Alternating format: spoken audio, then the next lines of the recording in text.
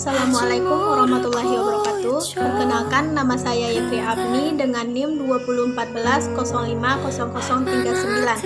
Baiklah, saya akan mempresentasikan tentang isu-isu integrasi nasional dan integrasi yang tepat untuk masyarakat Indonesia. Isu integrasi nasional ini terbagi menjadi 4 macam. Yang pertama yaitu kurangnya kesadaran penghargaan terhadap kemajemukan masyarakat Indonesia. Menghargai keberagaman suku bangsa merupakan upaya untuk menjaga persatuan negara kesatuan Republik Indonesia untuk mewujudkan cita-cita bangsa Indonesia. Bangsa Indonesia adalah masyarakat yang terdiri dari keanekaragaman suku bangsa yang memiliki adat istiadat yang berbeda-beda. Di Indonesia ini terdapat 16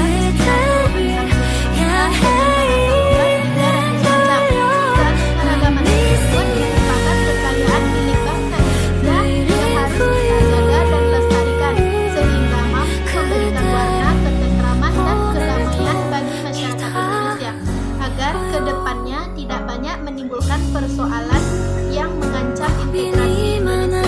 Dua, yaitu kurangnya toleransi. Toleransi adalah cara menghargai dan menerima perbedaan atas berbagai perilaku, budaya, agama, dan ras yang ada di dunia. Toleransi adalah keniscayaan bagi bangsa majemuk dengan berbagai latar belakang agama dan ras seperti Indonesia. Toleransi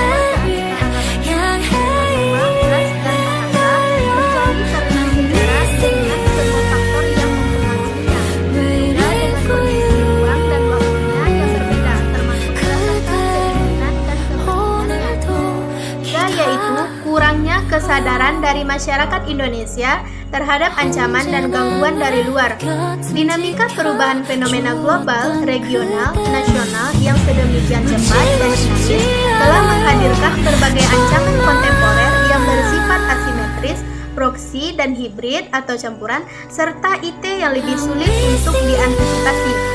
Ancaman tersebut muncul sebagai akibat dari berbagai kemajuan ilmu pengetahuan dan teknologi informasi di era revolusi industri.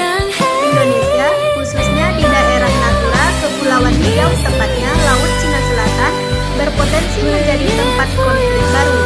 Berada di sisi utara Pulau Kalimantan, Laut Cina Selatan menjadi jaringan konflik land wilayah kompleks yang saling tumpang tindih antara Tiongkok, Taiwan, Filipina, Malaysia, Vietnam, dan Brunei. Potensi konflik, ancaman, dan gangguan dari luar negeri ini perlu diwaspadai oleh Indonesia. Yang keempat yaitu ketimpangan sosial dan ketidakmerataan hasil-hasil pembangunan.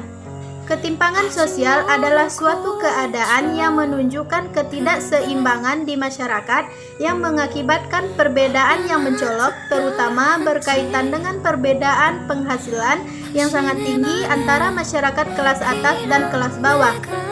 Menurut penjelasan di edukasi, ketimpangan sosial dapat diartikan oleh masyarakat sebagai bentuk ketidakadilan dalam status dan kedudukan di masyarakat. Sehingga ketimpangan kesenjangan sosial ekonomi dapat diartikan segala yang timbul di masyarakat karena adanya perbedaan batas kemampuan finansial dan status sosial di antara masyarakat yang hidup di sebuah lingkungan wilayah tertentu. Ketimpangan sosial bertolak belakang dengan sila kelima Pancasila yang berbunyi keadilan sosial bagi seluruh rakyat Indonesia. Keadilan bagi seluruh rakyat Indonesia berarti seluruh masyarakat Indonesia harus mendapatkan kesempatan yang sama untuk menjadi individu yang memiliki akses ke faktor-faktor ekonomi dengan prinsip kesetaraan, akses pendidikan yang memadai, dan terutama penghidupan yang layak bagi masyarakat. Itu integrasi yang tepat bagi masyarakat Indonesia. Pentingnya integrasi nasional bagi Indonesia. Integrasi nasional merupakan salah satu cara untuk menyatukan berbagai macam perbedaan yang ada di Indonesia, di mana salah satu contohnya yaitu antara pemerintahan dengan wilayahnya. Integrasi itu sendiri dapat dikatakan sebagai suatu langkah yang baik untuk menyatukan sesuatu yang semula terpisah menjadi satu keutuhan yang baik bagi bangsa Indonesia. Misalnya menyatukan berbagai macam suku dan budaya yang ada serta menyatukan berbagai macam agama di Indonesia. Masyarakat yang terintegrasi dengan baik adalah harapan bagi setiap negara. Salah satunya negara Indonesia, sebab masyarakat yang terintegrasi dapat mencapai tujuan yang ada di Indonesia. Integrasi masyarakat tidak sepenuhnya dapat diwujudkan karena setiap masyarakat dapat melakukan suatu tindakan atau konflik bagi negaranya. Hal tersebut dapat terjadi dikarenakan belum terupaya dengan baik untuk mengintegrasikan masyarakat seperti halnya pada era reformasi tahun 1998, berbagai macam perbedaan suku, budaya, dan agama, bahkan kepentingan pribadi membuat Indonesia tidak dapat tercapai tujuannya, sehingga dengan adanya integrasi, usaha untuk menyatukan berbagai macam perbedaan dapat dilakukan. Indonesia sangat dikenal dengan keanekaragaman suku, budaya, dan agama. Oleh sebab itu, adanya pengaruh globalisasi yang masuk ke Indonesia membuat masyarakat Indonesia lebih memilih untuk suatu yang tren, walaupun hal tersebut membuat upaya integrasi tidak terwujud. Masyarakat Indonesia belum sadar akan pengaruh globalisasi yang ternyata tidak baik bagi masyarakat Indonesia. Selain pengaruh globalisasi, masyarakat Indonesia bertindak atas wewenang sendiri, walaupun kelompok, sehingga konflik terjadi di mana-mana, seperti pertengkaran antara suku, pembakaran tempat-tempat ibadah, dan lain sebagainya. Konflik tersebutlah yang membuat integrasi nasional susah diwujudkan. Upaya integrasi tersebut dilakukan agar Indonesia menjadi satu kesatuan yang mana disebutkan dalam semboyan Bhinneka Tunggal Ika. Adanya upaya mengintegrasikan Indonesia, perbedaan-perbedaan yang ada tetap harus diakui dan dihargai sehingga Indonesia menjadi negara yang dapat mencapai tujuannya.